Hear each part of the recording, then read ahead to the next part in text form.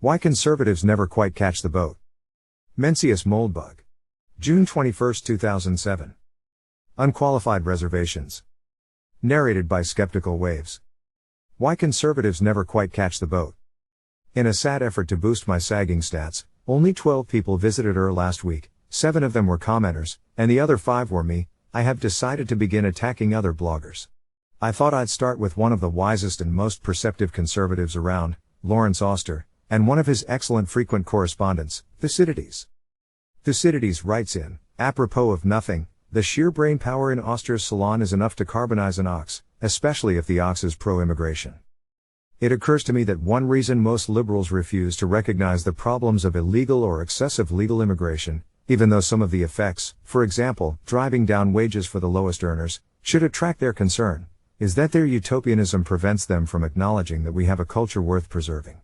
Their dreams are of some universal rationalist civilization in which human difference will evanesce, by comparison to which our existing culture seems lacking.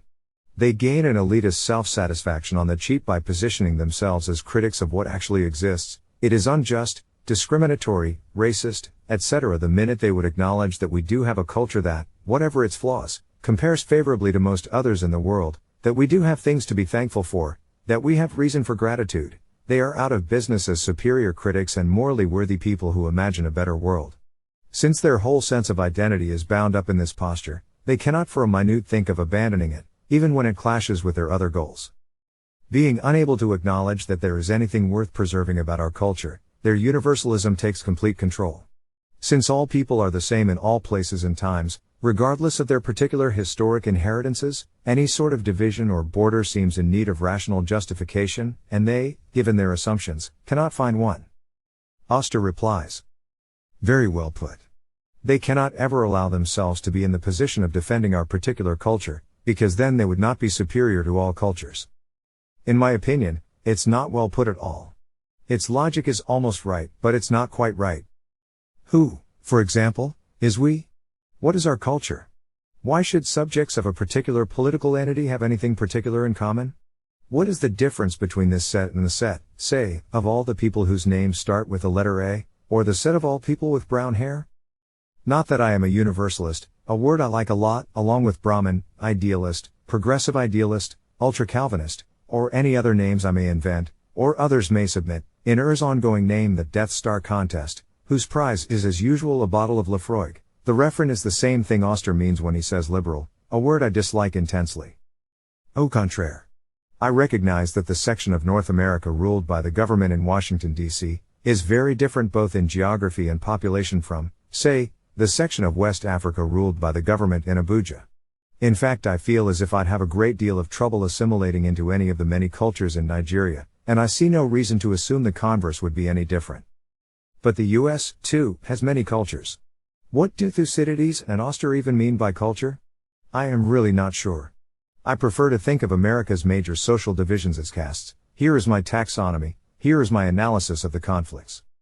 Surely, if one attempts to construct some description which combines all these castes, Brahmin, liberal, Democrat, Dalit, ghetto, Democrat, Helot, laborer, Democrat, optimate, old school aristo, Republican, and Vasia, middle American, Republican, you get mixed nuts with maraschino cherries and calamari.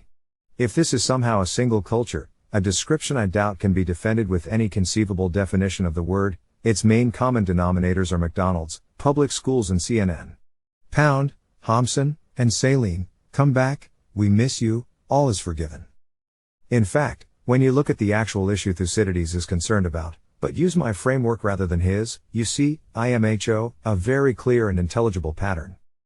The Brahmins, Universalists, Ultra-Calvinists, etc., do not hate our culture at all. They have a very distinct culture of their own, with a family tree that spends a remarkable amount of time in Massachusetts, upstate New York, etc., etc. In Charles Royster's excellent and only mildly neo-unionist picture of the Civil War, the destructive war, he mentions a foreign traveler in 1864 who asked some random American to explain the war. It's the conquest of America by Massachusetts, was the answer. Massachusetts, of course, later went on to conquer first Europe and then the entire planet, the views of whose elites as of 2007 bear a surprisingly coincidental resemblance to those held at Harvard in 1945. But I digress. No, the Brahmins love their own Brahmin culture. And they hate the culture of their enemies, the Optimates and Vasias. I mean, where does a bear shit? Not in the Vatican, that's for sure. As for Brahmin feelings on the Dalits and Helots, opinions are more complex.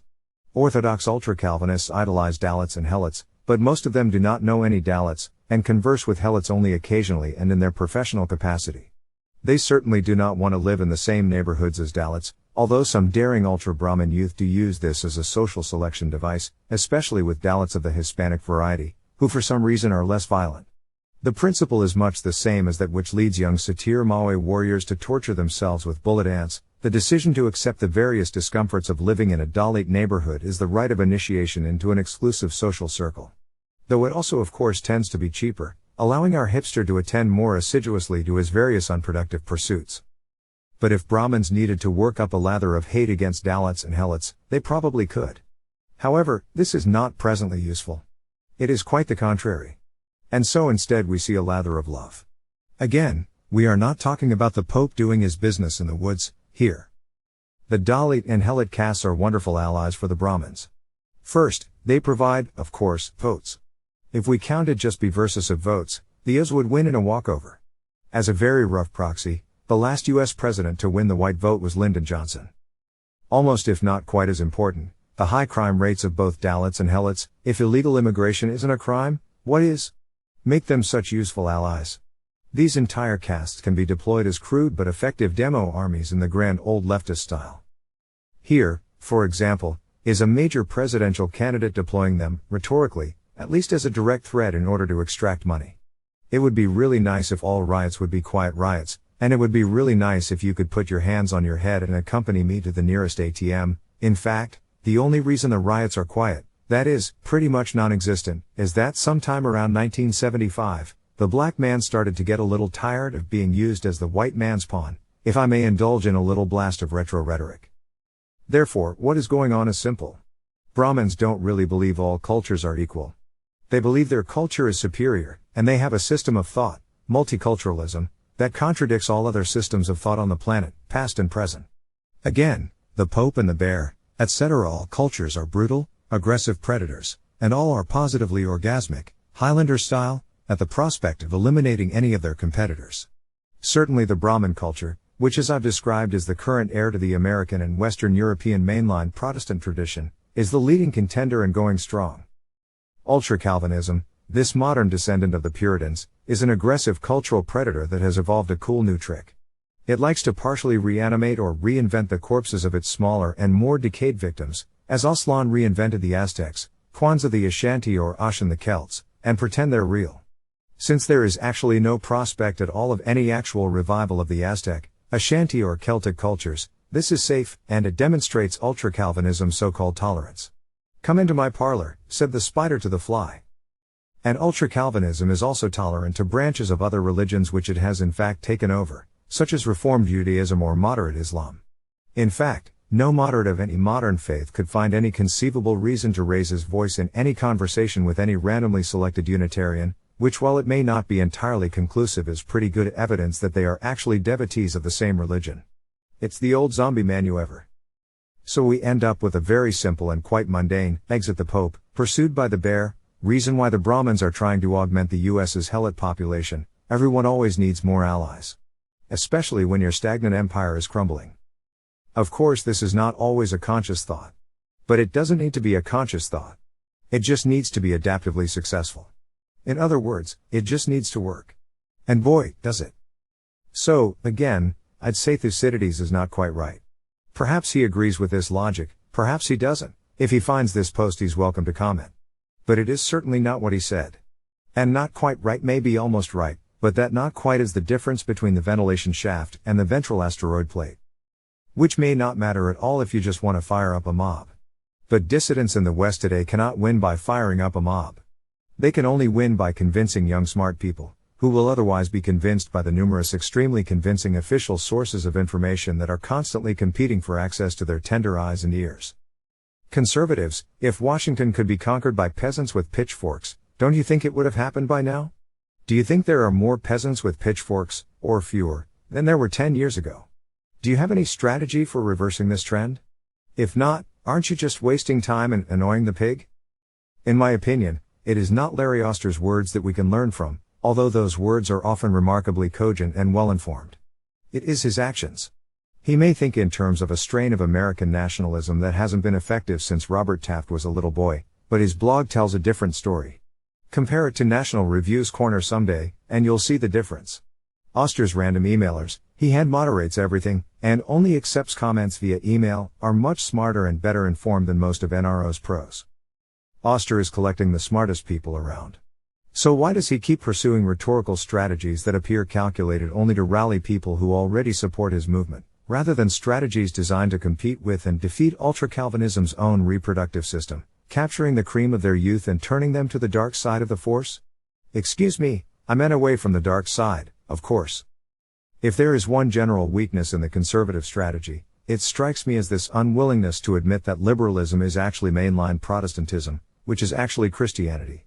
Whether or not it obeys any specific detail of Christian or Protestant doctrine, such as the validity of the Holy Trinity, the existence of God, the divinity of Jesus, the predestination of the elect, etc., etc., etc., is entirely irrelevant. We are talking about a continuous cultural tradition whose superficial features constantly mutate. It's a waste of time to generate antibodies to metaphysical doctrines. I will say more about this in a bit. Footnote 1. See, for example, how Dawkins got pwned. Of course, if you are a Christian, you don't believe these features are superficial. But doesn't that make a nice trap? Neither side can call a spade a spade. The ultra-Calvinists need to hide the fact that they are spades, and the conservatives, since they believe that only conservative spades are true spades, refuse to bestow upon their enemies the prized status of spadefulness. Whereas if you can make it past this trap, you are rewarded with an enormous store of clear and easy-to-apply metaphors for religious persecution, an entirely quotidian and extremely common phenomenon which everyone understands. For example, if ultra-Calvinists are Christians, political correctness is religious orthodoxy. Or have we seen this before? Perhaps in Massachusetts? I mean, is it any surprise that Ivy League schools are acting, in effect, as ultra-Calvinist seminaries? Isn't that exactly what they were founded as? And what are multiculturalism and diversity but religious tests for office? I don't know anything of the sort in history. Maybe in Nepal? Nah. In fact, religious conservatives, whose Christianity is generally of the non-mainline sort, although not every single one of them is an actual practicing snake handler, have basically taken over the traditional role of Catholics in the British political system. For example, Brahmins are all in a tizzy that the Justice Department under Bush has hired 8 lawyers from conservative Christian law schools, Ave Maria and Regent. Of course, in the same period, it hired 63 from Harvard and Yale, but once the camel's nose is in the tent, etc., it invites contamination. You can't just let your institutions be captured like that, and the New York Times is very wise to object. I mean, they should know, shouldn't they? And this is why conservatives never quite catch the boat. They do not want to admit that what they are fighting is, in fact, a very old religious war, in which their side holds and has always held the losing hand. Conservatives cannot admit that conservatism is futile, because then they'd have nothing to do. No man will willingly abolish his own occupation. So conservative political activists, too, do good service as their enemies' pawns. Because the only winning political strategies I can imagine for conservatives, at least in the near term, involve things like boycotting elections. Since conservatives believe in America and in democracy, they will never do this. Therefore, they lose, and they will continue to lose. This castrated pseudo-opposition is of enormous use to the ultra-Calvinist blue government. It disguises the essentially one-party nature of the polygon, the vast majority of whose servants are Democrats, and whose bizarre idea of apolitical or post-partisan government would otherwise not withstand 2 chimpanzee seconds of actual mental cogitation. Furthermore, the conservative movement is remarkably effective as a scare puppet. The American political system consistently promotes the most idiotic, backward and ridiculous conservatives it can find. Every year, mainstream American conservatives are stupider, more venal and more crass. The gradient from Erich von Kuhnelt-Ledeen and Albert J. Nock to Jonah Goldberg and John Podhoretz, let alone to Michael Savage or Ann Coulter, is simply pathetic.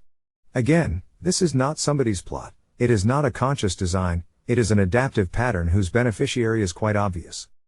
Stupid conservative foreign policies are wonderfully useful as well. The war in Iraq has been the greatest boon to the polygon since the war in Vietnam, in fact. Gee, isn't it funny how that works? There is no exit strategy for conservatives which does not involve a. disassociating themselves completely from the failed Republican Party, and b. successfully communicating with young Brahmins who are willing to question the tenets of the rapidly ossifying ultra-Calvinist cult and the rule of the vast, moribund Brezhnevite institutions which sustain and transmit it. Moreover, any such conversation has to involve you converting them, rather than them converting you, something by no means guaranteed with your average South Park conservative. And no, you are not going to convince them to handle snakes or speak in tongues. Focus on the basic fact that while they may think they're rebels, they're actually loyal servants of a theocratic one-party state, and you might even get somewhere.